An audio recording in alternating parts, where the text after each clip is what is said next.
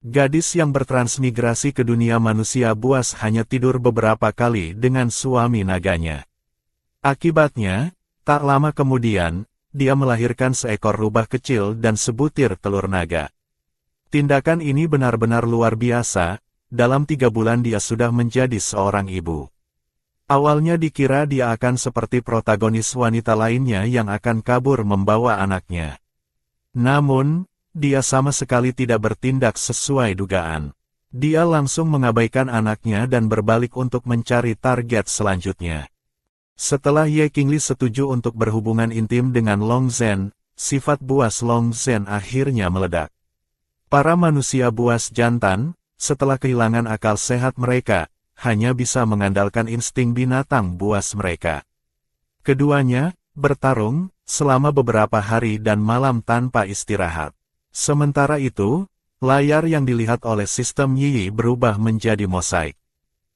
Keduanya melakukannya selama berhari-hari. Ye Qingli hanya ingat bahwa tabib datang beberapa kali selama periode itu. Entah untuk mengukur suhu tubuhnya, memberinya obat, atau terus-menerus memarahi Long Zhen. Ketika dia akhirnya berhasil bangun dari tidurnya, waktu sudah berlalu setengah bulan. Dia menyeret tubuhnya yang sangat sakit dan pegal, memaksakan diri untuk duduk di tempat tidur. Dia ingin menggerakkan badannya sedikit. Siapa sangka, begitu turun dari tempat tidur, dia langsung jatuh terduduk di lantai. Ye Qingli terjatuh hingga menarik napas kesakitan, dia buru-buru memanggil aura penyembuhnya. Tapi, dia harus mencoba beberapa kali baru berhasil mengumpulkannya. Sambil menyembuhkan dirinya, dia mengutuk Long Zhen dalam hati. Ali, kamu kenapa? Long Zhen, begitu masuk, melihat Ye Qingli terduduk di lantai. Dia segera maju dan menggendongnya, meletakkannya kembali ke tempat tidur. Dia menatapnya dengan rasa iba sambil terus meminta maaf. Ali, maafkan aku. Aku berjanji akan lebih lembut lain kali. Ye Qingli berbaring di tempat tidur, menatap langit-langit dengan ekspresi pasrah. Untungnya, masa birahi Long Zhen terjadi setelah misi sampingannya selesai. Kalau tidak, dia tidak akan punya energi untuk menyelesaikan misi lainnya. Benar juga, Zhen, bukankah kamu bilang akan memberiku sisik pelindung jantungmu? Ini adalah salah satu alasan utama dia membantunya melewati masa birahinya. Long Zhen mendengarnya dan tanpa ragu langsung memasukkan tangannya ke dada, dengan paksa mencabut sepotong sisik emas transparan dan memberikannya padanya. Ye Qingli mengambil sisik itu, menggenggamnya erat di telapak tangan, dan tersenyum puas. Baiklah, semuanya sepadan. Dia merencanakan dalam hatinya, begitu Long Zhen berhasil mewarisi posisi kepala suku, dia bisa mencari kesempatan untuk kabur. Long Wan berlari masuk dengan tergesa-gesa. Ali, bagaimana? Apa kamu sudah baikan? Di belakangnya ada seorang pria buas jantan dengan aura yang luar biasa. Penampilannya setara dengan Long Zhen, tapi bedanya, di kepalanya ada sepasang tanduk naga putih. Ketika Long Zhen melihat pria ini, wajahnya langsung mengeras. Long Che, apa yang kamu lakukan di sini? Long Che adalah manusia buas tingkat 7, kepala suku muda dari suku naga putih. Long Che tersenyum, Kakak Zhen, sepertinya kamu tidak menyambutku ya. Tentu saja aku datang untuk menjenguk kakak ipar. Sekaligus, aku ingin membicarakan kerjasama dengan suku naga kuning kalian. Mendengar panggilan, kakak ipar, ekspresi Long Zhen sedikit melunak. Dia berkata dengan dingin, katakan saja, ada urusan apa? Kedua naga itu kemudian berjalan ke halaman di luar gua untuk berbicara. Wajah Long Che tersenyum. Begini, suku naga putih kami menemukan tambang batu roh elemen campuran di wilayah barat. Aku ingin bekerja sama dengan suku kalian untuk mengembangkannya bersama. Long Zhen bertanya-tanya, tambang batu roh. Itu tambang yang langka. Kenapa kalian tidak mengambilnya sendiri? Long Che merentangkan tangannya, sejujurnya, di samping tambang batu roh itu, ada seekor binatang buas terbang tingkat 8 yang menjaganya. Hanya dengan kekuatan suku kami kami benar-benar tidak bisa mengatasinya. Mendengar ini, Long Zhen terkejut hingga menarik napas dingin. Tambang batu roh ini dijaga oleh binatang buas tingkat 8, tingkat kesulitannya tidak rendah. Tertarik, jika kita bekerja sama, setelah berhasil, kita bagi hasilnya 50-50. Long Zhen perlahan membuka mulutnya, beri aku waktu 3 hari untuk mempertimbangkannya. Tapi setelah berhasil, aku harap suku naga putih kalian bisa menepati janji. Tentu saja, oh ya, aku masih punya urusan kedua. Kedatanganku kali ini adalah untuk melamar. Aku ingin menikahi Long Wan. Aku bersedia memberikan 3 tambang garam dan 1 tambang batu bara sebagai mahar. Untuk menunjukkan ketulusanku, jika aku harus menyerahkan 10% lagi dari tambang batu roh itu, juga bukan tidak mungkin untuk didiskusikan. Mata Long Zhen berkilat, dia berbisik, soal ini, aku tidak bisa memutuskannya. Jika kamu benar-benar ingin menikahi Long Wan, pertama-tama kamu harus mendapatkan persetujuannya sendiri. Setelah kembali ke gua, dia segera memberitahu Ye Qingli tentang masalah ini. Ye Qingli merasa sedikit lega setelah mendengarnya. Setelah Long Wan bangkit dewasa, tingkat kesuburannya naik ke level oranye. Ini membuatnya menjadi sangat diminati. Lalu, bagaimana dengan kerjasama untuk menambang batu roh elemen campuran itu? Apa kamu akan menerimanya? Long Zhen sedikit mengernyit, menarik napas dalam-dalam dan berkata, aku baru saja menjadi penjabat kepala suku. Para tetua di suku tidak banyak yang benar-benar tunduk padaku. Jika aku bisa berhasil membawa kembali batu roh elemen, mungkin mereka tidak akan bisa meremehkan kemampuanku lagi. Tapi sejujurnya, yang paling aku khawatirkan sekarang adalah binatang buas terbang tingkat 8 itu. Jika kita gagal mengatasinya dan dia malah kembali untuk balas dendam, seluruh suku naga akan dalam masalah besar. Ye Qingli merenung sejenak setelah mendengarnya. Baik, jika kamu memutuskan untuk pergi, maka bawa aku serta. Alis Long Zhen terangkat, dengan nada yang seolah ingin membatalkan niatnya, dia berkata, itu terlalu berbahaya. Itu binatang buas terbang tingkat 8. Apa kamu tahu betapa menakutkannya makhluk itu? Tapi Ye Qingli tidak gentar sedikit pun, nadanya semakin tegas. Aku punya kemampuan elemen kayu kedua. Jika terjadi sesuatu padamu, aku bisa langsung menyembuhkanmu. Bukankah lebih aman jika membawaku? Kamu tidak tenang aku pergi, aku juga tidak tenang membiarkanmu pergi. Tatapan matanya begitu teguh sehingga tidak bisa ditolak. Long Zhen menatapnya, tidak mengangguk ataupun menggeleng. 7 hari kemudian, rombongan itu akhirnya berangkat menuju tambang batu roh elemen campuran yang dikatakan Long Che. Titik tambang itu berada di puncak gunung yang tinggi. Untuk menghindari binatang buas terbang itu, Long Zhen dan yang lainnya sengaja mendarat di tengah gunung. Sisa perjalanan harus ditempuh dengan berjalan kaki. Sepanjang jalan, Long Zhen terus memegang tangan Ye Qingli, menatapnya dengan iba. Ali, apa kamu lelah? Mau istirahat sebentar? Ali, apa kamu haus? Mau minum air? Long Che di sebelahnya merasa jengah, dia memutar bola matanya, tetapi tidak berani berkomentar. Dia hanya bisa diam-diam mengalihkan pandangannya ke Long Wan di samping. Meniru gaya Long Zhen, dia bertanya dengan penuh perhatian, Xiao Wan, jalan gunung ini sulit, iya. Apa kamu lelah? Mau istirahat sebentar? Apa kamu haus? Mau minum air? Long Wan, mendengar kata-kata ini, merasa sedikit tersanjung sekaligus kaget, tanpa sadar dia menjauhkan diri sedikit dari Long Che.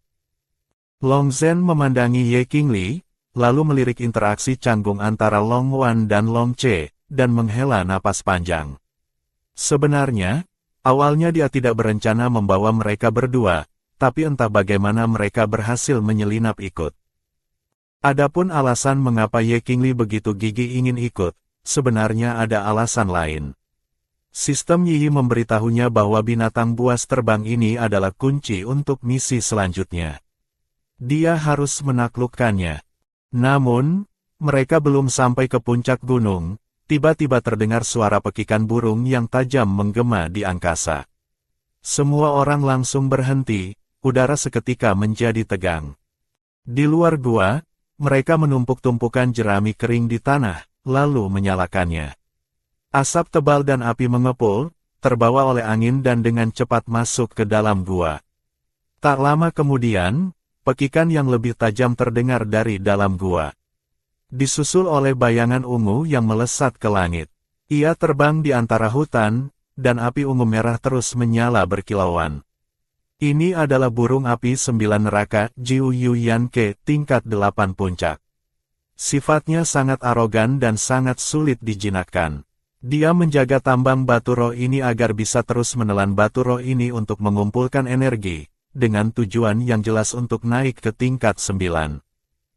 Atas perintah Long Zhen, puluhan naga di belakangnya melesat ke langit, mengepung burung api 9 neraka itu dan langsung melancarkan serangan ganas. Seketika, burung api 9 neraka itu menjadi sangat marah. Dia mendongak dan memekik tajam, kemudian dari paruhnya muncul 20 bola api. Api ungu merah ini melesat seperti meteor ke arah 20 naga. Semua serangan naga berhasil ditahan oleh api burung api 9 neraka.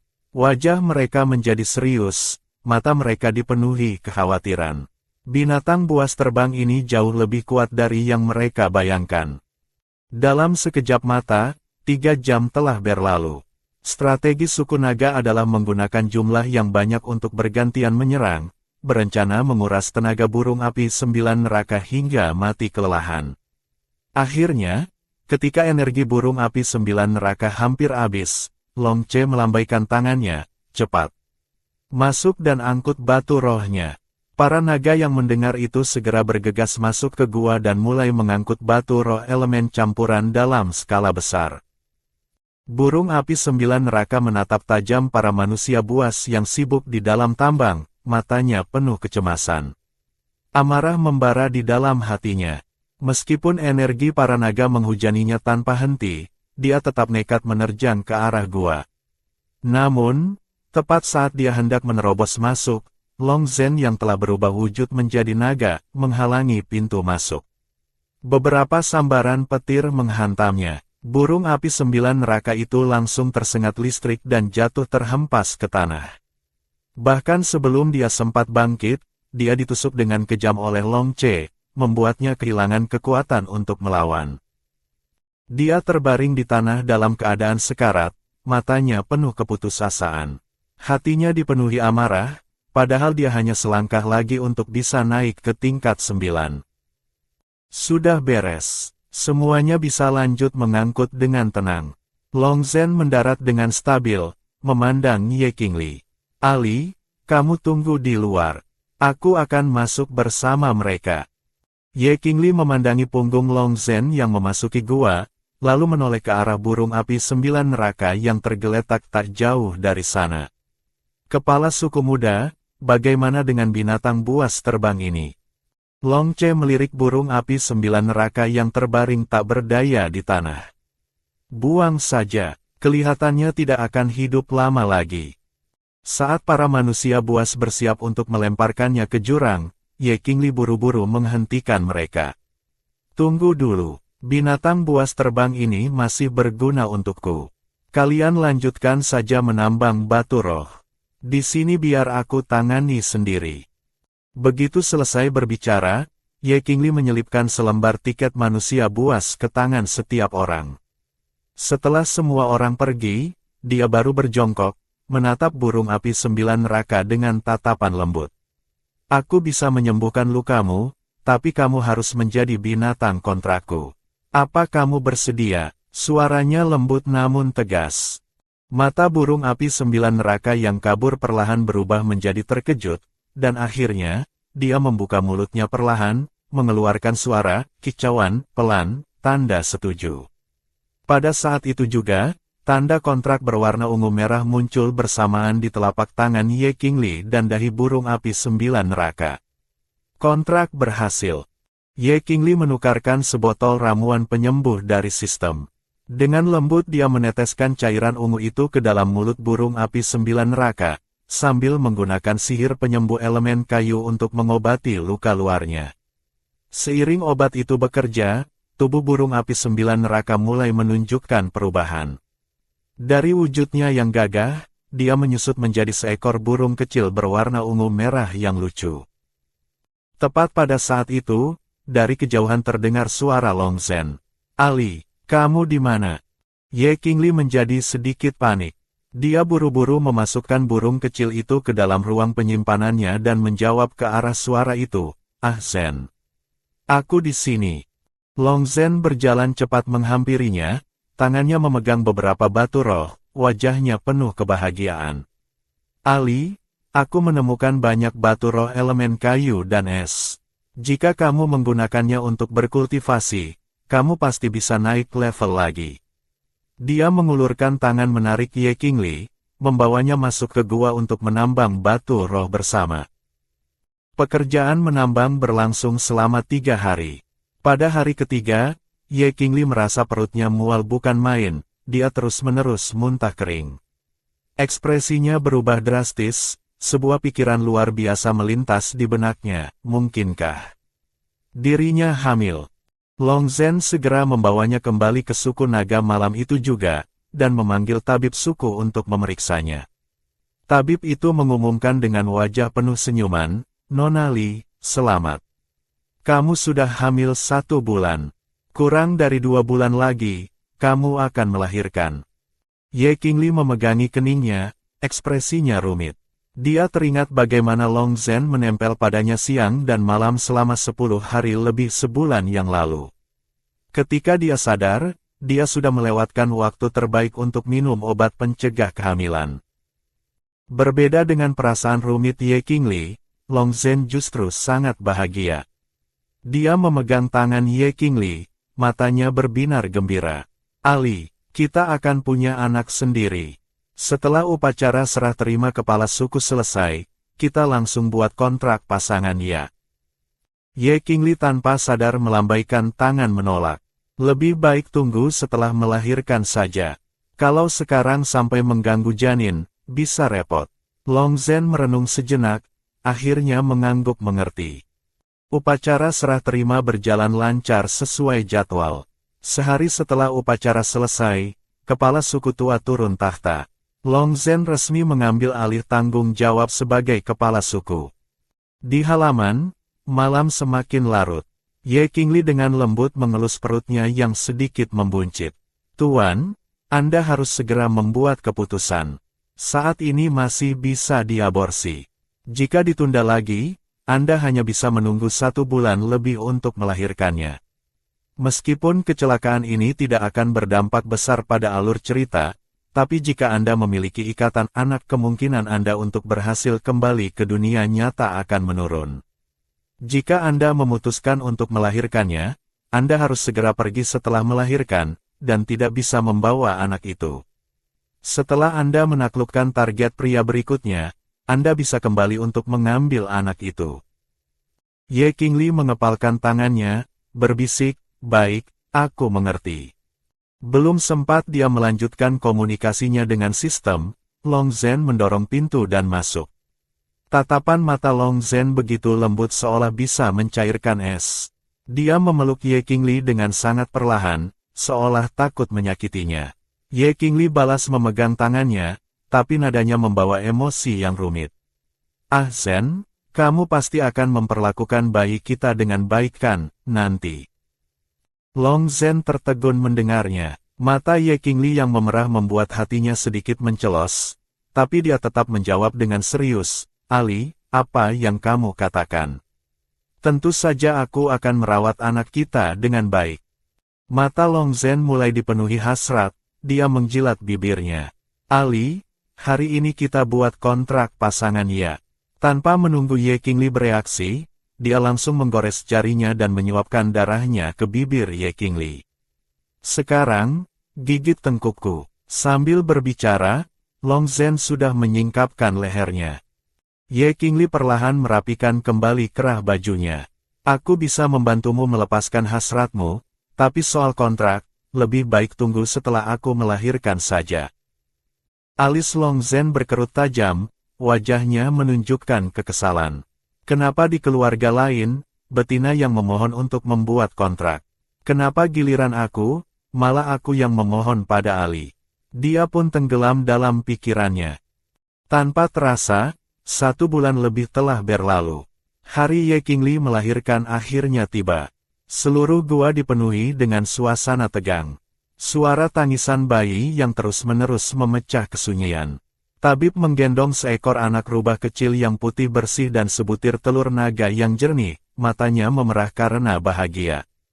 Selamat, kepala suku, 1 jantan dan 1 betina. Long Zhen hampir tidak mempedulikan kata-kata tabib, dia langsung menghampiri sisi Ye Qingli, matanya dipenuhi kegembiraan yang tak tertahankan. Suaranya bergetar, Ali, kita punya anak.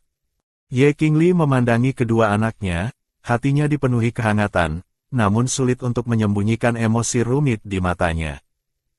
Malam itu, setelah Ye Qingli menelan pil pemulihan pasca melahirkan yang dia tukar, tubuhnya pulih dengan cepat. Dia mencium Long Zhen yang tertidur lelap dan kedua anaknya. Setelah berpikir sejenak, dia meninggalkan sepucuk surat dan kalung ruang penyimpanan yang sudah lama dipakainya di atas meja. Kemudian, dia berbalik dan meninggalkan gua. Di bawah naungan malam, dia berjalan selama 1 jam penuh sebelum memanggil burung api 9 neraka.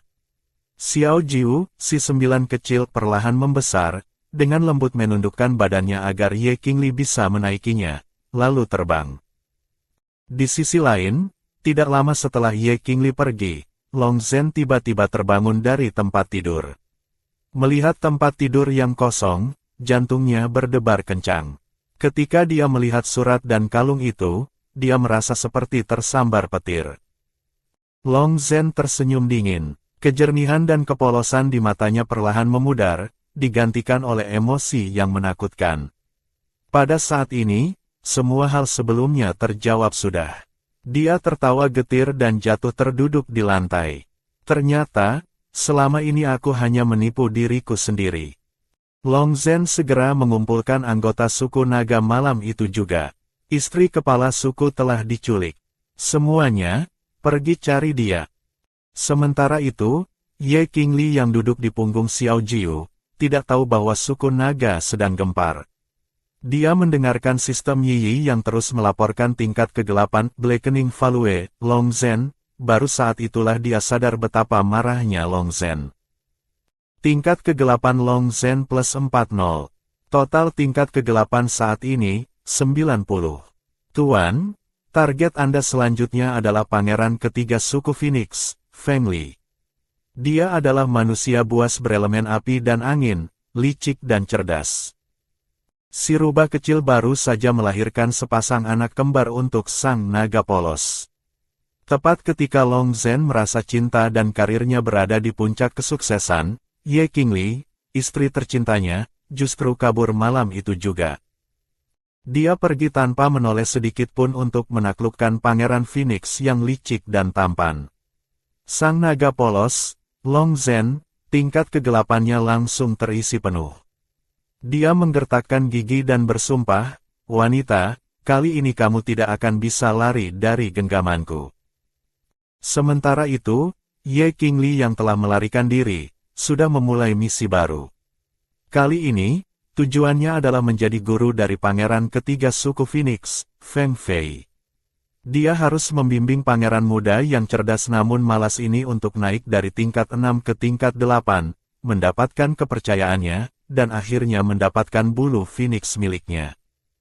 Misi sampingan pertamanya adalah bertarung di arena suku Phoenix, meraih posisi 3 besar, dan ikut dengan Feng Fei kembali ke Istana Phoenix. Setelah menerima hadiah dari misi sebelumnya, kemampuan elemen es Ye Qingli langsung naik ke tingkat 6. Dia juga membuka 3 kemampuan baru, macan tutul es, naga es, dan cakar es. Untuk memastikan kerahasiaan misi, disarankan Anda menggunakan identitas samaran. Potongan tanduk naga yang Anda dapatkan sebelumnya bisa ditingkatkan menjadi alat penyamar. Maka, Ye Qingli mengaktifkan item tanduk naga dari ruang penyimpanannya. Seberkas cahaya putih menyala, dan dia menemukan seluruh tubuhnya berubah total. 2 tanduk naga tumbuh di kepalanya, tinggi badannya bertambah 10 cm, dan bahkan jakun muncul di lehernya. Saat Ye Qingli sedang mengamati wujud barunya di cermin, seorang pria naga jantan yang tampan dan menawan, dia tiba-tiba mendengar keributan. Cepat tangkap dia, dia pencuri. Mengikuti arah suara, dia melihat seorang manusia buas serigala abu-abu dengan bekas luka di wajahnya berlari panik ke arahnya. Pada saat yang sama, seorang manusia buas jantan lain dengan aura angkuh mengejarnya tidak jauh di belakang. Pria itu memiliki mata Phoenix dan sangat tampan. Bertemu dengan pangeran kecil suku Phoenix, Feng Fei, yang sedang bepergian. Membantunya mendapatkan kembali barang curian bisa menambah poin kesan baik. Ternyata dia adalah Feng Fei. Rencana Ye Qingli langsung berputar cepat. Dia langsung beraksi. Dia berbalik, memadatkan sebuah rantai es, dan dengan sigap melilitkannya ke pergelangan kaki manusia buas serigala itu. Manusia buas serigala itu tersandung dan jatuh tersungkur. Kantong uang di tangannya terlempar. Ye Qingli dengan cepat melangkah maju, mengambil kantong itu, dan membersihkannya dari debu. Tak lama kemudian, Feng Fei tiba sambil terengah-engah. Dia menatap Ye Qingli dengan penuh semangat. Isinya adalah barang yang sangat penting bagiku. Jika kamu mengembalikannya, aku pasti tidak akan mengecewakanmu. Katakan saja apa yang kamu mau. Ye Qingli terkekeh, menyerahkan kantong itu, dan berkata tanpa basa-basi, kalau mau berterima kasih, tambahkan saja poin kesan baik untukku. Feng Fei tertegun di tempat. Apa maksudnya itu? Apa maksudnya, tambahkan poin kesan baik?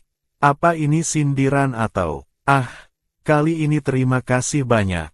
Feng Fei menepuk dadanya dengan percaya diri. Perkataanku tadi sungguh-sungguh. Kamu boleh minta apa saja. Ye Qingli mengangkat alisnya, nadanya sedikit menggoda.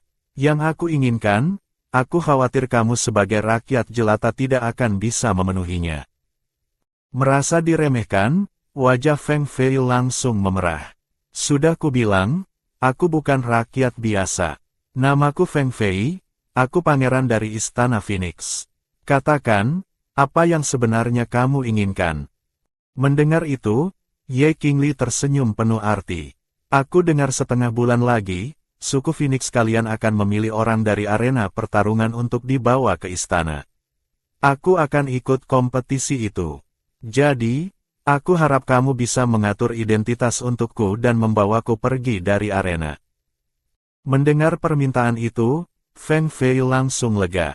Punggungnya langsung tegap. Ayahnya memang mengizinkannya memilih satu orang dari arena untuk dibawa pulang sebagai pengawal. Tentu saja, syaratnya orang itu harus berada di 3 besar. Tapi, siapa Feng Fei? Baginya, melanggar aturan sedikit bukanlah hal sulit. Maka, Feng Fei langsung setuju.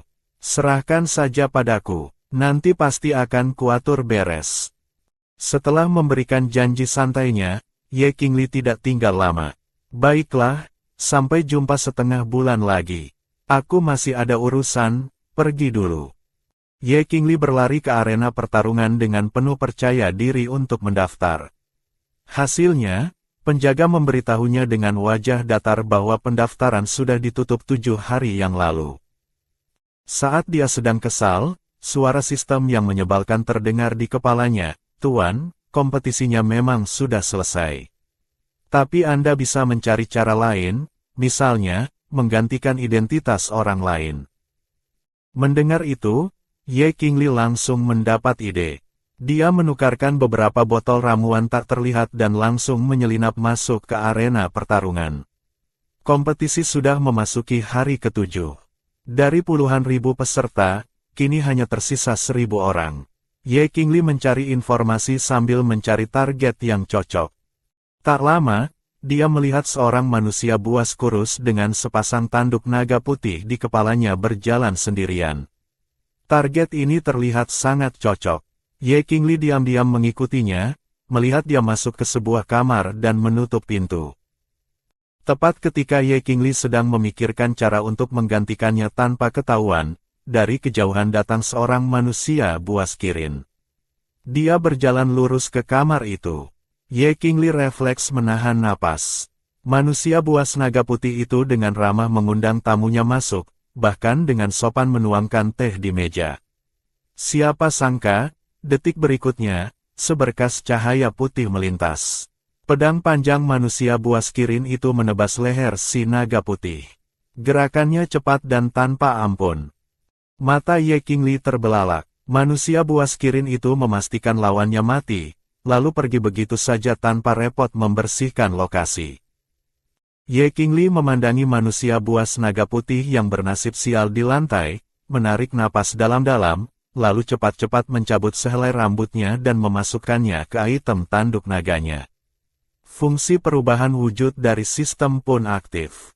Penampilan dan bentuk tubuhnya langsung berubah, menjadi sama persis dengan mayat di lantai. Bahkan ingatan manusia buas naga putih ini selama setahun terakhir muncul di benaknya.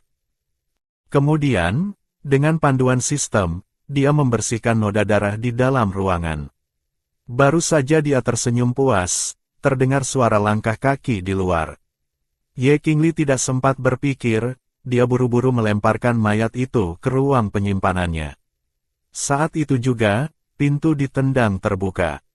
Berdiri di tengah kerumunan, seorang manusia buas macan tutul, Baozi, tampak cemas.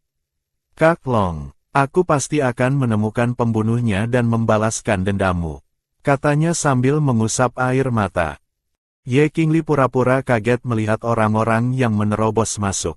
Apa yang kamu katakan? Bukankah aku baik-baik saja di sini? Manusia buas macan tutul itu tertegun. Kamu tidak mati. Kak Long, aku akan kembali lagi nanti. Aku baru ingat ada urusan. Ini tidak benar, pikirnya. Qi Xiong jelas bilang padaku dia sudah berhasil. Lalu bagaimana dengan pertandingan kualifikasi besok? Aku ini tingkat 5 puncak, bagaimana bisa melawan naga putih tingkat 6 ini? Belum sempat manusia buas itu keluar, Ye Qingli tiba-tiba mengulurkan tangan dan menariknya kembali. Kak Long, ada apa menahanku? Ye Qingli menyipitkan matanya. Qi Xiong itu kamu yang kirim, kan? Aku penasaran, bagaimana caramu meyakinkannya untuk membunuhku? Sebaiknya kamu jujur, atau kamu mungkin tidak akan melihat matahari besok. Manusia buas macan tutul itu panik, tidak bisa berkata-kata. Ye Qingli mendengus dingin, menekannya lagi. Aku beri kamu kesempatan. Jika kamu jujur, di pertandingan besok aku bisa mempertimbangkan untuk tidak membuatmu kalah. Mendengar ini, manusia buas macan tutul itu akhirnya hancur. Dia berlutut, aku tidak boleh kalah darimu. Aku harus masuk 3 besar. Hanya dengan begitu aku bisa lepas dari status budakku. Aku tidak mau kembali ke kehidupan di mana aku dijadikan mainan. Baik, aku bisa mengerti. Tapi kamu harus memberitahuku, bagaimana caramu meyakinkan Qi Xiong untuk melakukan ini. Penyesalan melintas di mata manusia buas macan tutul itu. Aku benar-benar tidak tahu. Qi Xiong yang datang padaku. Dia bilang selama aku memberinya 500.000 koin buas, dia bisa membantuku menyingkirkanmu. Masalah ini bisa kuanggap selesai. Pertandingan besok, aku juga bisa memberimu kelonggaran dan berakhir seri denganmu. Tapi setelah itu, kamu harus membantuku melakukan beberapa hal. Manusia buas macan tutul itu mengangguk cepat dan dengan hati-hati mundur dari ruangan. Tepat saat pintu ditutup, suara sistem langsung terdengar. Tuan, manusia buas naga putih di ruang penyimpanan Anda belum sepenuhnya mati. Apa yang harus dilakukan sekarang? Mendengar ini, Ye Qingli sedikit menyipitkan matanya. Dengan tenang dan cepat, dia mengeluarkan manusia buas naga putih itu dari ruang penyimpanannya. Keduanya saling berhadapan. Manusia buas naga putih di lantai itu memegangi dadanya dengan susah payah, matanya dipenuhi keterkejutan.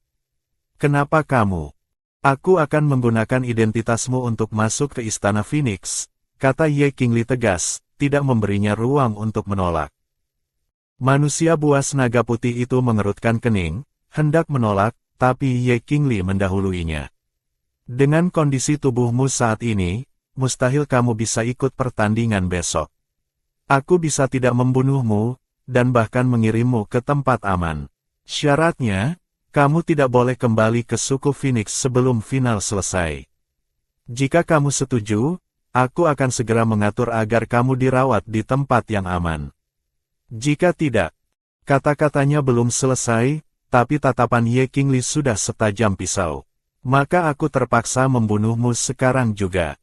Manusia buas naga putih itu menggertakkan giginya. Setelah ragu-ragu cukup lama, dia akhirnya menghela napas panjang dan mengangguk. Dia mengeluarkan liontin giok dari pakaiannya yang bertuliskan, Long Ling, dan memberikannya pada Ye Qingli. Ini untukmu. Ini liontin giok yang diberikan saat pendaftaran. Ini bisa membuktikan identitasku. Ye Qingli mengambil liontin giok itu, sudut bibirnya sedikit terangkat. Kesepakatan tercapai. Dia berjongkok, mengaktifkan kemampuannya untuk menyembuhkan luka naga putih itu, lalu memanggil binatang kontraknya, Xiao Jiu. Dia berbisik, bawa dia ke tempat aman di luar suku Phoenix. Jangan sampai ada yang lihat. Xiao Jiu mengangguk, wujudnya dengan cepat menghilang ke udara. Keesokan harinya, pertandingan kualifikasi resmi dimulai. Sebelum bertanding, manusia buas macan tutul itu diam-diam mendekati Ye Qingli dan berbisik di telinganya, aku sudah menyelidiki. Pendukung Qixong sepertinya adalah pangeran kedua Istana Phoenix. Ini sepertinya ada hubungannya dengan ramalan pendeta, tapi informasinya sangat rahasia, sulit dicari lebih detail. Ye Qingli menunduk, tenggelam dalam pikirannya. Ramalan pendeta, iya, baiklah, nanti saat di panggung, aku akan sengaja menyerah, lalu ikut babak kebangkitan. Manusia buas macan tutul itu tertegun sejenak, wajahnya langsung berubah gembira. Benarkah? Terima kasih banyak, Kak. Ucapnya penuh rasa syukur. Aturan babak kebangkitan terdengar sangat kejam hingga membuat bulu kuduk berdiri. Para peserta yang tereliminasi harus bertarung dalam satu pertandingan Battle Royale. Pada akhirnya, hanya satu orang yang akan selamat dan lolos ke final. Manusia buas yang kalah akan dibuang ke arena buas yang kejam untuk bertarung melawan binatang buas setiap hari. Setelah Ye Qingli sengaja menyerah, dia langsung kembali ke kamarnya. Menjelang malam, saat dia bersiap untuk istirahat, sosok yang dikenalnya diam-diam masuk melalui jendela. Kak Long, apa kamu sudah tidur? Orang itu adalah Feng Fei. Dia bergerak cepat untuk memegang pergelangan tangan Ye Qingli, tapi belum sempat menyentuhnya, dunia terasa berputar, dan dia sudah terbaring tak berdaya di tempat tidur. Ye Qingli memastikan bahwa tamunya adalah Feng Fei, barulah dia merasa lega dan melepaskannya. Kenapa kamu datang ke sini tengah malam? Apa kamu tidak takut disangka pembunuh dan kubunuh? Feng Fei duduk, wajahnya sedikit terkejut.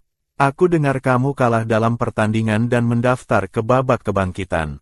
Dengan kekuatanmu, bagaimana mungkin kamu kalah? Ye Qingli menjelaskan dengan ekspresi datar, hanya masalah fisik saja. Kamu datang ke sini untuk menghiburku. Mendengar ini, Feng Fei langsung tersenyum bangga. Aku bukan hanya datang menjengukmu. Aku membawakanmu barang bagus. Hehe, ini bisa membantumu di pertandingan nanti.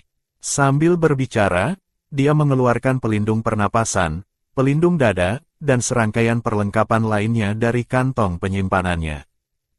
Ye Qingli sedikit tertegun. Sambil terus mengeluarkan barang, Feng Fei berkata lagi, oh ya, aku juga sudah menyelidiki anggota yang berpartisipasi di babak kebangkitan besok. Tidak ada yang perlu dikhawatirkan, semuanya lemah. Oh ya, kakak keduamu. Ye Qingli menyela dengan nada menguji, pangeran kedua. Sebelumnya ada pembunuh yang ingin membunuhku. Setelah aku desak, dia mengaku dikirim oleh pangeran kedua. Katanya ini berhubungan dengan ramalan pendeta. Tolong bantu aku selidiki masalah ini. Keduanya berdiskusi hingga tanpa sadar malam semakin larut. Kamu tidak berencana untuk pergi. Aku datang ke sini diam-diam.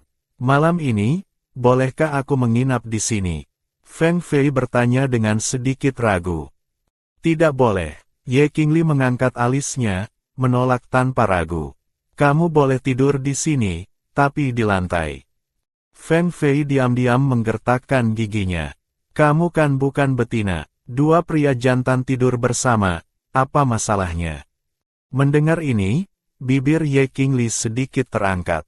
Dengan nada malas dan menggoda, dia berkata, aku ini penyuka sesama jenis. Kalau kamu tidak takut aku melakukan sesuatu padamu, silakan saja naik. Feng Fei langsung kaku. Ekspresi wajahnya menjadi rumit, hatinya bimbang. Dia melihat tubuhnya sendiri yang kekar, lalu memandang tubuh Ye Qingli yang lebih ramping. Bagaimanapun dia melihatnya, dia tidak terlihat seperti pihak yang di bawah.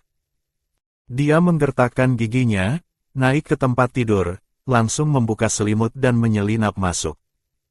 Ye Qingli terdiam. Dia benar-benar tidak menyangka, setelah dia berkata terus terang seperti itu, orang ini masih berani naik ke tempat tidur.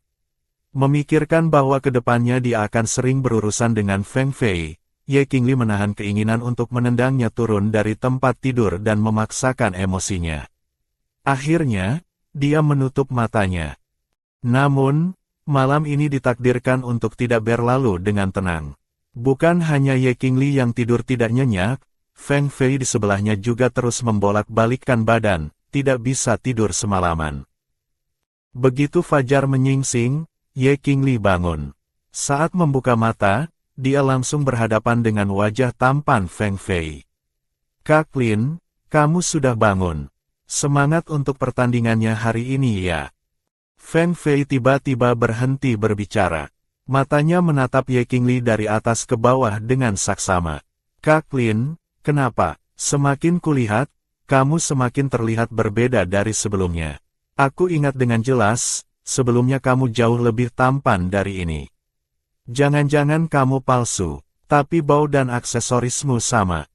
Ye Qingli tidak tahan lagi dengan pria cerewet ini. Dia mengulurkan tangan dan membekap mulut Feng Fei. Sudah, jangan bicara lagi. Aku benar-benar tidak mengerti kenapa ada pria secerewet ini.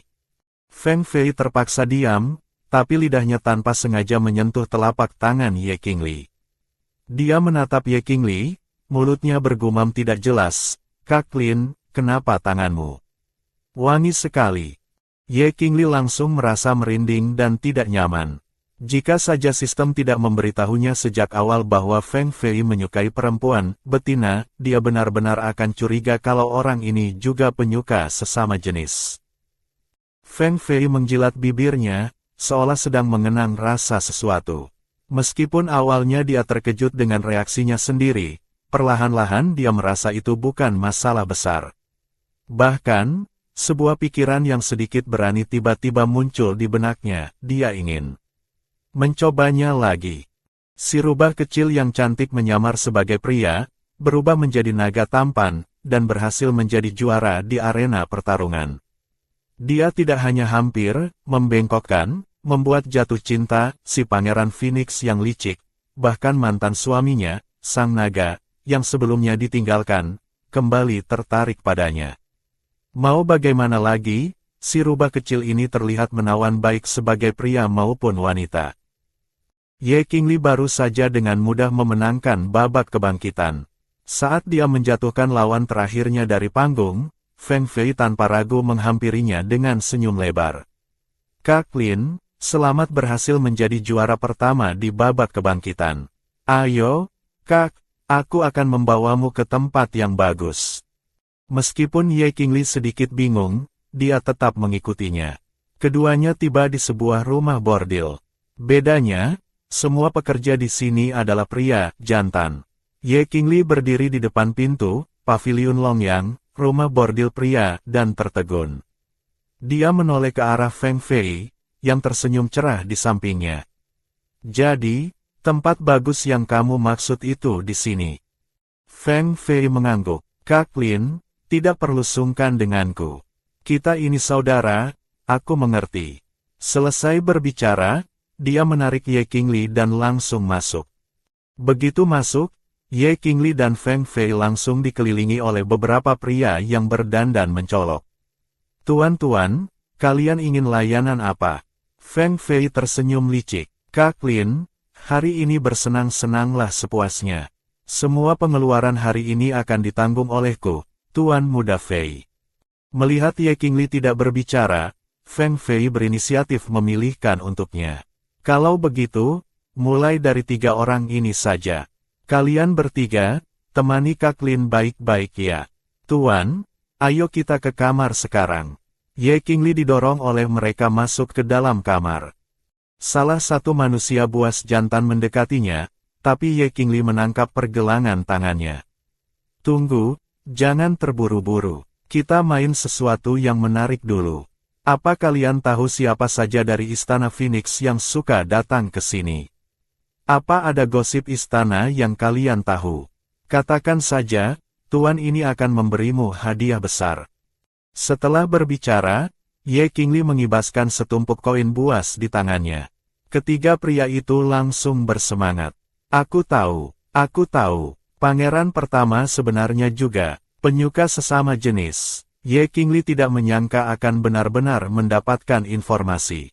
Dia mengeluarkan 10 lembar tiket buas dan memberikannya kepada pria yang berbicara tadi. Lanjutkan, ceritakan lebih detail. Jika aku puas, 50 lembar tiket buas ini jadi milik kalian. Ketiga manusia buas itu menceritakan semua detail yang mereka tahu tanpa ada yang terlewat. 1 jam kemudian, Ye Qingli dan Feng Fei selesai dengan urusan mereka masing-masing dan kembali ke arena pertarungan. Di tengah jalan, mereka dihentikan oleh seorang manusia buas naga. Permisi, apa kalian berdua pernah melihat betina ini? Ye Qingli melihat lebih dekat dan terkejut. Orang di lukisan itu adalah dirinya sendiri. Dia tidak menyangka Long Zhen akan mengejarnya sampai ke sini. Orang yang memegang lukisan itu adalah salah satu bawahannya, Long Zi. Kantong mata Long Zi tampak gelap, jelas dia sudah lama tidak beristirahat. Feng Fei di samping mengagumi lukisan itu dan berkomentar, betina ini bahkan lebih cantik dari primadona di rumah bordil tadi. Betina kecil yang begitu rapuh berkeliaran di luar, nasibnya pasti tidak baik. Kepalan tangan Long Zi sedikit mengerat. Kalau kalian tidak melihatnya, lupakan saja. Dia dengan cepat menggulung lukisan itu dan bertanya pada pejalan kaki berikutnya. Feng Fei menatap Ye Qingli dengan jahil. Ayo, Kak Lin, kulihat mata betina di lukisan itu sangat mirip denganmu. Kalian tidak mungkin saudara yang terpisah bertahun-tahun, kan? Mereka belum berjalan jauh ketika sosok yang familiar di seberang jalan membuat Ye Qingli berhenti. Pria itu memiliki sepasang tanduk naga emas di kepalanya. Wajahnya yang semula tampan kini terlihat sangat kuyu. Feng Fei melihat Ye Qingli tertegun dan bertanya, Kak Lin, apa kalian saling kenal? Ye Qingli menggeleng pelan, tidak kenal, ayo pergi. Saat Long Zhen berpapasan dengan mereka, dia menoleh dengan tatapan yang rumit. Jantungnya tadi berdebar kencang tanpa alasan. Tapi orang itu, jangankan penampilannya, jenis kelaminnya saja berbeda. Aroma tubuhnya juga sangat berbeda. Setengah jam kemudian, Ye Qingli dan Feng Fei kembali ke arena. Pandangan Feng Fei tiba-tiba terhenti karena dia melihat sosok yang dikenalnya, pangeran kedua, Feng Nian. Dia adalah pengguna elemen api tingkat tinggi. Di permukaan, dia angkuh dan lurus, tapi sebenarnya dia sangat iri pada Feng Fei. Karena Feng Fei bisa dengan mudah menembus tingkat 6 tanpa perlu berlatih keras. Feng Nian sangat percaya pada ramalan pendeta. Ketika dia melihat Ye Qingli, ekspresinya yang tenang langsung berubah. Kamu, jauhi manusia buas ini.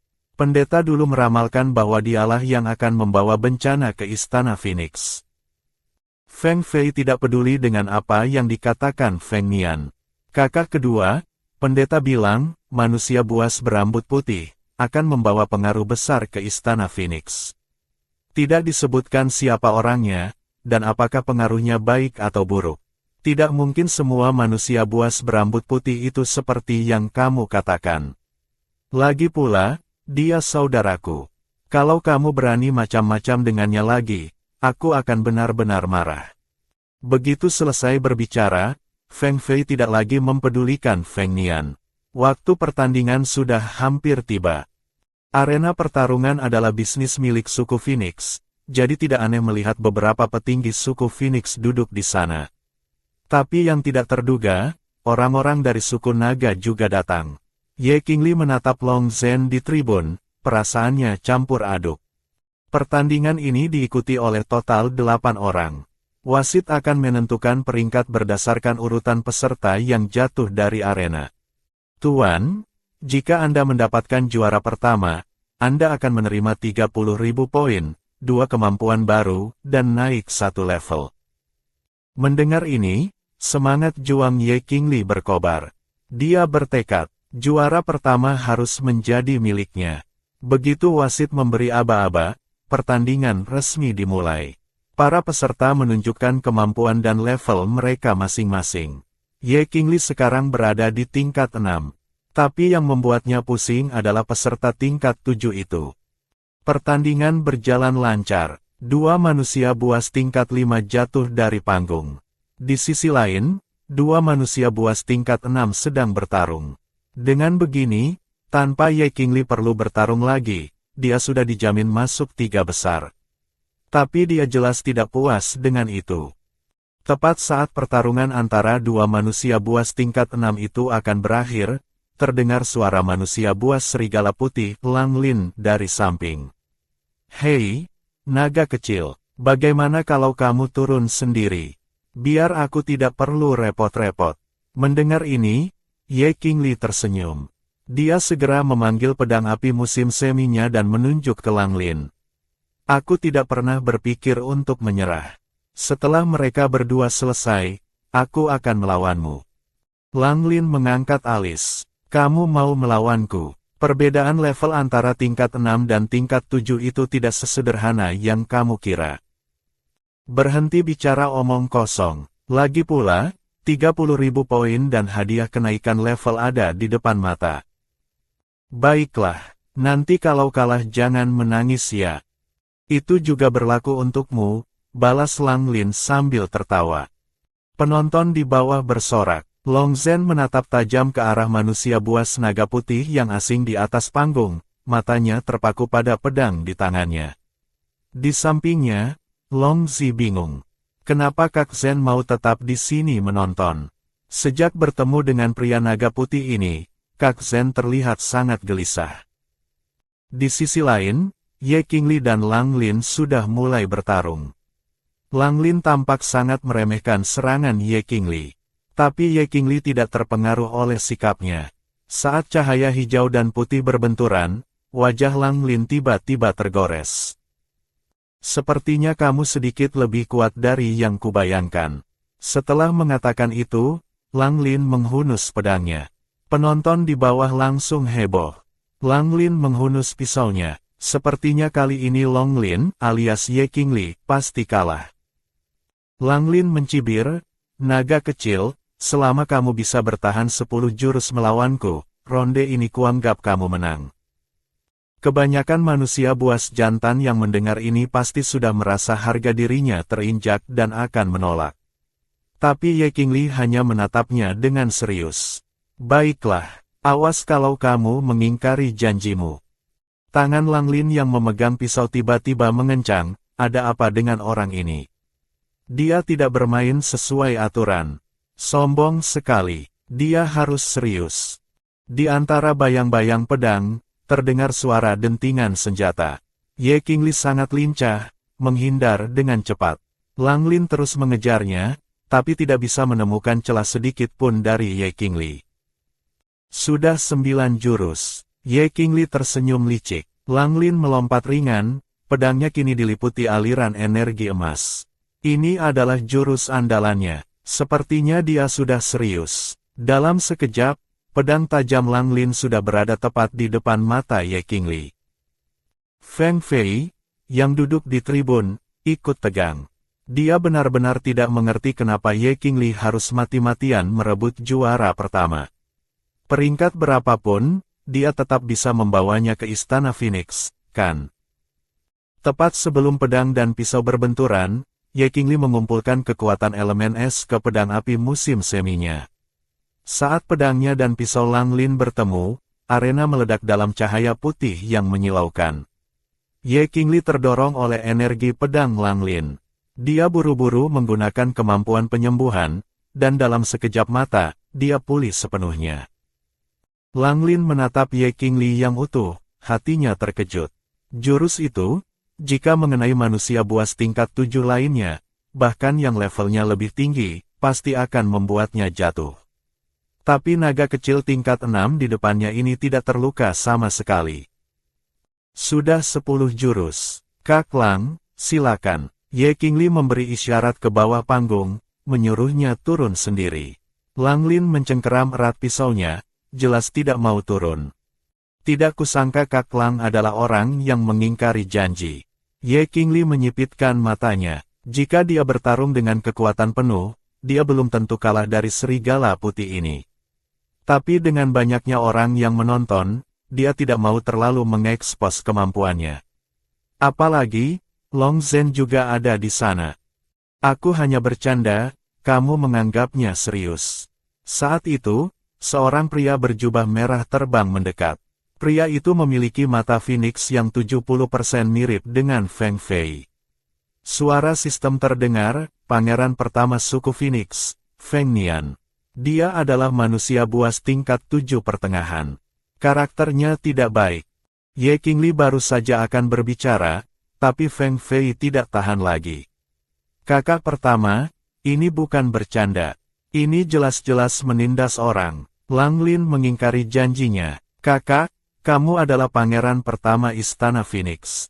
Yang hadir di sini bukan hanya anggota klan Phoenix kita. Apa kamu tidak takut ditertawakan orang jika ini tersebar? Mendengar ini, pangeran pertama Feng Nian menoleh ke tribun dan baru menyadari ada anggota suku naga yang diam-diam menonton. Di benua buas, status suku naga tidak kalah dari suku Phoenix. Janji seorang ksatria harus ditepati. Aku percaya pangeran pertama bukanlah orang yang tidak menepati janji. Long Zhen, menyadari tatapan pangeran pertama Feng Nian, mengirimkan suaranya ke panggung. Suaranya mengandung kekuatan yang besar. Pangeran pertama Feng Nian tidak menyangka suku naga akan membela pangeran ketiga. Dia tertawa canggung. Kalau begitu, aku tidak akan ikut campur. Jika Lang Lin sendiri setuju untuk mengaku kalah, maka tidak masalah. Lang Lin, bagaimana menurutmu? Lang Lin, menerima isyarat dari pangeran pertama Feng Nian, langsung menghunus pisaunya. Ini aku, Lang Lin, yang tidak menepati janji. Tidak ada hubungannya dengan pangeran pertama. Jadi, naga kecil, maaf. Pertarungan ini sepertinya tidak bisa dihindari. Lang Lin belum selesai berbicara, Ye Qingli sudah mengaktifkan kemampuannya. Sebelum Lang Lin sempat menyerang, sebuah dinding es setinggi beberapa meter tiba-tiba muncul, mengurung Lang Lin di dalamnya. Kemudian, akar-akar rambat hijau zamrud keluar dari tanah, mengikat erat keempat anggota tubuh Lang Lin. Setelah itu, Ye Qingli diam-diam menyuntikkan racun pelumpuh dalam jumlah besar. Seluruh serangan itu adalah combo 3 langkah yang membuat Lang Lin tidak sempat bereaksi. Lang Lin merasa energinya terhambat, bahkan pisau di tangannya hampir terlepas. Dia kemudian diikat lagi oleh rantai es Ye Qingli. Reaksi Lang Lin melambat, dia tidak berdaya untuk melawan dan langsung terlempar dari panggung. Lang Lin, sekarang kamu kalah. Ye Qingli tersenyum tipis. Dia berjalan ke tepi arena dan menatap wasit. Sekarang Anda bisa mengumumkan hasil pertandingannya. Wasit masih belum pulih dari pertandingan barusan, wajahnya masih syok. Dia terdiam sejenak. Saya umumkan, juara pertama pertandingan ini adalah Long Lin. Kak Lin, kamu menang. Feng Fei melompat turun dari tribun dengan gembira. Nanti setelah kamu ikut aku kembali ke Istana Phoenix, aku harus memberimu posisi komandan pengawal. Bagaimana kalau memberiku posisi guru negara? Itu juga boleh. Kak Lin, mimpimu tinggi sekali. Kuota guru negara hanya ada 2. Aku hanya pangeran kecil, tidak punya wewenang sebesar itu. Tapi kalau kamu mau jadi guruku, aku bisa coba minta pada Ibu Suri. Benarkah? Ye Qingli belum selesai berbicara ketika dia melihat Long Zhen dan rombongannya berjalan mendekat. Long Zhen menatap Ye Qingli lekat-lekat. Kak Lin, kamu juga dari klan naga. Aku punya pengaruh di suku naga. Jika kamu mau ikut denganku kembali ke suku naga, aku tidak akan mengecewakanmu. Feng Fei langsung tidak senang mendengarnya. Apa maksudnya ini? Berani-beraninya dia merebut orang di depanku. Feng Fei hendak memaki, tapi Ye Qingli menahannya. Dia melangkah maju dan berterima kasih pada Long Zhen. Terima kasih atas undangan Anda. Tapi untuk saat ini, aku hanya ingin tinggal di suku Phoenix. Maafkan aku. Mendengar penolakan Ye Qingli, hati Long Zhen terasa seperti ditusuk sesuatu, sedikit sakit. Dia merasa ada sesuatu yang berharga telah pergi menjauh. Dia tampak lesu dan berbalik pergi dengan kecewa. Setelah berjalan beberapa langkah, dia menoleh lagi ke Ye Qingli. Kak Long, jika suatu hari nanti kamu ingin datang ke suku naga, kami selalu menyambutmu. Ye Qingli menjawab, ya, dan melambai pada Long Zhen. Feng Fei menggerutu tidak puas. Apanya yang, iya, apa kamu benar-benar mau pergi ke sana? Cepat, ayo pergi. Aku sudah mengaturnya. Aku akan membawamu bertemu Ibu Suri. Istana Phoenix sangatlah megah. Di dalam istana berdiri banyak perempuan, betina, yang anggun. Di atas tahta duduk seorang wanita dengan kecantikan luar biasa, mengenakan mahkota Phoenix yang indah. Feng Fei dan Ye Qingli berjalan ke tengah aula. Salam, Ratu Phoenix Feng Zun. Ratu Phoenix sedikit mengangkat tangannya. Feier, jadi ini juara arena pertarungan yang kamu bawa. Benar, Ibu Suri. Namanya Long Lin. Dia sangat kuat. Dia tidak seharusnya hanya menjadi pengawal. Ratu Phoenix memijit keningnya. Lalu maumu. Begini, putra merasa bisa belajar banyak dari Long Lin. Aku rasa dia punya kemampuan untuk menjadi guru negaraku. Tangan Ratu Phoenix menegang. Feier, kamu sudah bukan anak kecil lagi. Jangan gegabah. Kamu tahu betapa pentingnya posisi guru negara. Ibu Suri, jika ibu tidak percaya, ibu bisa memberinya posisi pengajar kerajaan Taifu dulu. Aku akan buktikan dia layak menjadi guru negaraku. Ratu Phoenix menghela napas. Jika dia tidak memenuhi permintaan putra bungsunya ini, dia akan terus merengek. Kalau begitu, Long Lin, kamu level berapa? Ye Qingli menjawab dengan hormat, Paduka Ratu, hamba saat ini tingkat 7. Dia baru saja menggunakan hadiah penyelesaian misi. Kemampuan elemen S-nya sudah naik ke tingkat 7, dan dia mendapat satu kemampuan baru, duplikasi pikiran S. Meskipun levelmu sedikit kurang, aku akan memberimu kesempatan. Sudah ada 2 kandidat guru untuk pangeran ketiga. Jika dalam 2 bulan kamu bisa melampaui mereka dalam hal kekuatan, aku akan memberimu posisi pengajar kerajaan Taifu. Kedua kandidat itu levelnya hampir tingkat 8. Ye Qingli baru tingkat 7. Bagaimana mungkin dia bisa mengalahkan mereka dalam 2 bulan? Feng Fei baru saja membuka mulutnya untuk memohon, tapi Ratu Phoenix sudah kehilangan kesabarannya. Masalah ini diputuskan. Feng Fei, 2 bulan lagi kamu akan dewasa. Jangan bertindak gegabah lagi. Selama waktu ini, Ibu Suri akan memilihkan kandidat permaisuri untukmu. Kamu juga harus serius. Kamu dan Long Lin boleh pergi. Wajah Feng Fei langsung muram. Mencari permaisuri bukanlah hal yang baik baginya. Di suku Phoenix, perempuan betina lebih dominan. Hanya karena Ratu Phoenix kali ini tidak melahirkan anak perempuan, ketiga pangeran ini baru memiliki hak waris. Feng Fei menatap Ye Qingli dengan lesu. Kak Lin, Ibu Suri mau mencarikan wanita untuk mengantarku. Bagaimana kalau nanti? Kita berdua, bersama, saja. Ye Qingli memberinya tatapan jijik.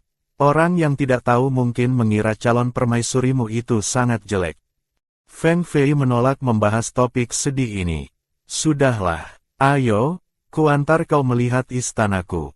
Sekalian aku beri bocoran soal dua kandidat pengajar kerajaan itu.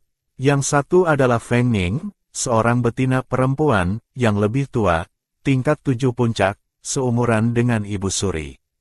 Yang satu lagi adalah Feng Ming, seorang jantan pria. Dia baru saja menembus tingkat 8 beberapa hari lalu.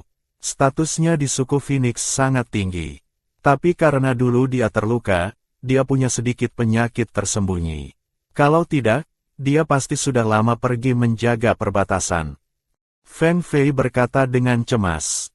Kak Lin, bukannya aku tidak mau membantumu, tapi kedua orang ini tidak bisa kusinggung. Menang melawan dua orang ini dalam 2 bulan benar-benar tidak realistis.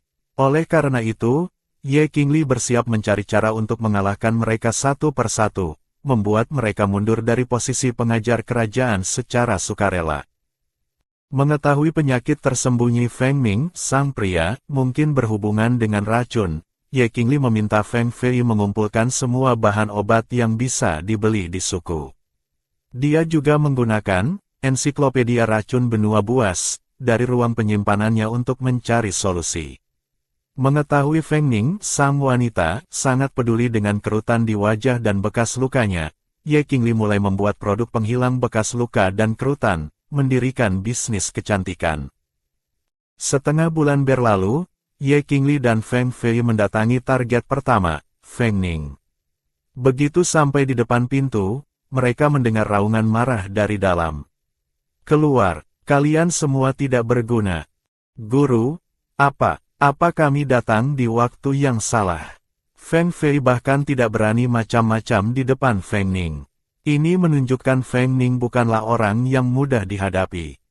Di dalam halaman, Feng Ning terdiam sejenak. Oh, pangeran ketiga, masuklah. Melihat wajah asing Ye Qingli, Feng Ning mengangkat alisnya tidak ramah. Siapa ini? Salam, Nona Feng Ning. Saya Long Lin. Kali ini saya datang untuk memeriksa penyakit tersembunyi Anda. Feng Ning mendengus dingin. Banyak tabib terkenal tidak bisa menyembuhkan penyakitku. Bagaimana mungkin bocah ingusan sepertimu bisa? Jika bukan karena Feng Fei yang menemanimu, kamu pasti sudah kulempar keluar. Dia dengan enggan mengangguk setuju. Baiklah, silakan periksa. Guru, pemeriksaan ini tidak gratis. Feng Fei menatap Feng Ning dengan nada membujuk. Wajah Feng Ning sedikit melunak. Ye Qingli mencoba menenangkannya. Nona Feng Ning, jika saya tidak bisa menyembuhkan penyakit Anda, saya tidak akan meminta bayaran apapun. Setelah hening sejenak, emosi Feng Ning sedikit mereda. Baik, jika kamu benar-benar bisa menyembuhkan penyakitku, bahkan jika kamu meminta bintang dan bulan di langit, aku akan mengambilkannya untukmu. Ye Qingli membuka kotak obatnya dan berkata dengan hormat, Nona Feng Ning, saya akan mulai. Tolong ulurkan tangan Anda. Seiring aliran energi hijau muda perlahan masuk ke tubuh Feng Ning, di depan mata Ye Qingli muncul sebuah buku yang hanya bisa dia lihat. Ensiklopedia racun, terbuka. Apakah setiap tengah malam, seluruh tubuh Anda terasa seperti digerogoti 10.000 semut? Saat fajar, anggota tubuh Anda terasa lemas. Saat matahari terbenam, emosi Anda tidak terkendali, dan Anda sering mual. Ekspresi Feng Ning tiba-tiba menjadi serius. Lalu, apa kamu punya cara untuk mengobatinya? Saya punya cara. Nona Feng Ning, Anda tenang saja. Saya akan berikan resep, Anda minum selama 1 bulan. Setiap 3 hari saya akan datang untuk memberikan terapi akupuntur. Dalam sebulan, 80-90% gejala akan mereda. Dalam 3 bulan, bisa sembuh total. Tapi, sebelum sembuh total, pengobatan tidak boleh dihentikan. Ye Qingli berkata dengan penuh keyakinan. Baik, setelah aku sembuh, aku pasti akan memberimu imbalan. Sikap Feng Ning melembut. Kalau begitu, Long Lin, saya berterima kasih sebelumnya. Sebenarnya, jika Ye Qingli menggunakan energi elemen kayu untuk menerapinya selama 7 hari berturut-turut, dia juga bisa sembuh 80-90%, tapi itu akan terlalu menarik perhatian. Hehe, tidak perlu imbalan lain. Kak Lin hanya menginginkan posisi pengajar kerajaan. Guru, tolong permudah jalannya, kata Feng Fei dengan cepat. Feng Ning merasa anak ini, Feng Fei, pasti tidak mau dia menjadi gurunya, makanya dia berkata seperti itu. Feng Ning menatapnya dengan kesal, lalu menoleh ke Ye Qingli. Tabib Dewa Long, jangan dengarkan omongan rubah kecil ini. Jangan merugikan dirimu sendiri. Jika kamu benar-benar bisa menyembuhkanku, aku akan mengaturkan posisi yang lebih baik untukmu. Ye Qingli tersenyum dan menggelengkan kepala. Nona Feng Ning, Anda salah paham. Apa yang dikatakan Feng Fei adalah apa yang saya inginkan. Nona, saya akan kembali 3 hari lagi untuk memeriksa Anda. Dia membereskan kotak obatnya, berpamitan pada Feng Ning, dan mengikuti Feng Fei ke pintu keluar. Dalam perjalanan kembali ke istana Feng Fei, mereka dihentikan oleh seorang pelayan wanita. Pangeran ketiga, Ratu Phoenix meminta Anda segera ke aula utama. Katanya ada harta karun untuk Anda. Begitu keduanya tiba di aula, Feng Fei langsung berbalik ingin lari. Aula itu dipenuhi oleh para betina perempuan yang cantik dan muda. Begitu melihat Feng Fei, mereka semua menunduk malu-malu. Harta karun apaan ini? Ini jelas-jelas acara pemilihan permaisuri untuk Feng Fei. Ratu Phoenix sudah menduga reaksi Feng Fei. Begitu mereka masuk, dia langsung menyuruh orang menutup pintu. Feng Fei kesal. Ibu Suri, bukankah ibu bilang mau memberiku harta karun? Jika kamu memilih permaisuri sebelum kamu dewasa, semua ini milikmu. Ratu Phoenix tersenyum dan bertepuk tangan. Sekelompok pria membawa masuk peti demi peti berisi perhiasan berkilauan. Kemudian, beberapa pelayan istana membawa nampan berisi kotak-kotak indah. Kotak-kotak itu dibuka satu persatu, memperlihatkan harta karun yang bersinar. Ini adalah 2 batu suci elemen dari barat. Bisa digunakan oleh pengguna elemen angin dan api untuk berkultivasi. Sangat cocok untukmu. Ini adalah mutiara duyung kelas atas dari Laut Selatan. Manusia buas di bawah tingkat 8 yang memakainya bisa naik 1 level. Ini adalah pedang es berkualitas tinggi dari utara. Tidak only ringan, setiap kali menyerang, pedang ini bisa memulihkan energimu. Selama kamu memilih permaisuri sebelum dewasa, semua ini milikmu. Tiba-tiba, suara sistem terdengar bersemangat. Tuan, mutiara duyung itu adalah barang yang hilang milik target pria selanjutnya, Yu Ying. Ye Qingli terkejut. Dia tidak menyangka akan menemukan barang milik Yu Ying di sini. Dia harus mendapatkan mutiara duyung itu. Melihat tumpukan harta karun di depannya, Feng Fei ragu-ragu sejenak. Dia tahu bahwa memilih permaisuri tidak bisa dihindari. Baiklah, urusan permaisuri aku serahkan pada Ibu Suri. Putra hanya punya 1 permintaan, dia harus cantik. Tentu saja tidak masalah. Suasana hati Ratu Phoenix menjadi sangat baik. Pandangannya beralih dari Feng Fei ke Ye Qingli. Long Lin, kenapa kamu tidak menggunakan wujud aslimu? Apa ada yang kamu sembunyikan?